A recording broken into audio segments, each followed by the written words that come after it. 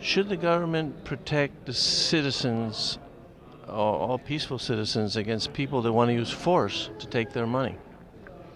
Right. Well, I mean, sort of the government has a lot of ways that it interacts in situations like that where people are dealing with creditors or people who are trying to get money from them that they owe or that they are indebted to. And the government has ways of delineating between situations where that's just and unjust. And the government even protects people in some cases. For instance, the case of bankruptcy from creditors when people are in way over their head. So I do think there's a protective element there, and there's also an adjudicating element in figuring out which of those situations are licit and which ones are unjust. So you think that the government should protect peaceful citizens against people that want to use force to take their money? Yeah, generally. I mean, there are certainly situations that can be described that way that don't fit under sort of the normal way of thinking about those conditions, but yes.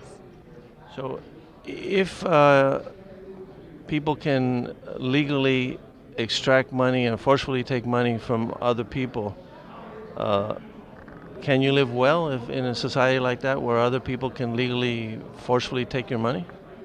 Yeah, I mean, we do live, I think, relatively well in a society, where, example, if you are very sick and you're going to die and you need to live, that can come down to whether or not you can pay someone to do those kinds of services for you.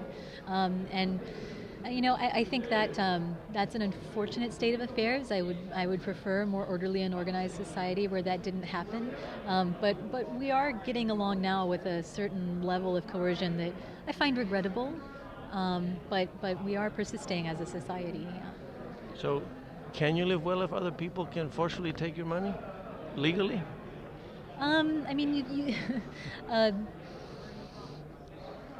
there are multiple senses in which you might think about someone forcibly taking your money. That's how some people define taxation, even though, legally the money that is taxed from you is not yours. So it's like asking the government to come in and take your money back after you've paid a retailer for an item that you now have. You're saying, no, that's still mine. And the government's saying, well, no, legally there's a contract that's transpired here and it's not yours. So the government's not going to help you in that situation, and taxation is a very similar situation. So you think that the money that you produced is not yours? Right. The government is the entity in society that defines possession, that defines ownership. I mean, people say ownership is 9/10 of the law. Well, that's right. It's a legal procedure, ownership in advanced societies at least. And so money that is taxed, that belongs to the society, right? It's not your money per se, right? But the money that you produce is yours, right? Or not? No one produces money. People are given money for the things that they do produce. But right, that's what I meant. They produce a good or service, and somebody else pays them for it. That money that they received in payment for the good or service they produced, that's their money, right?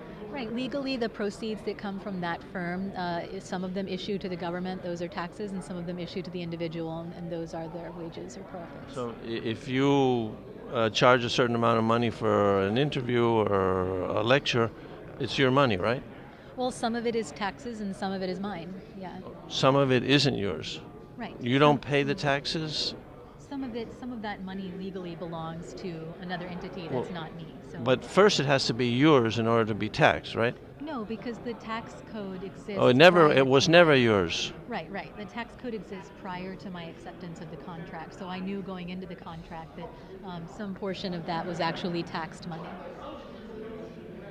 So, do you think that the government should redistribute its citizens' wealth by forcefully taking money from some citizens through taxes in order to provide free goods and services for others? Yes. And when the government does that, are they protecting the taxpayers? So it depends on what services, that they're providing, but a lot of those are going to be protective services like firemen, ambulances, police, yeah. Yeah, but I mean when, I'm not talking about those services, I ask you, should the government redistribute its citizens' wealth by forcefully taking money from some citizens in order to provide free goods and services for others?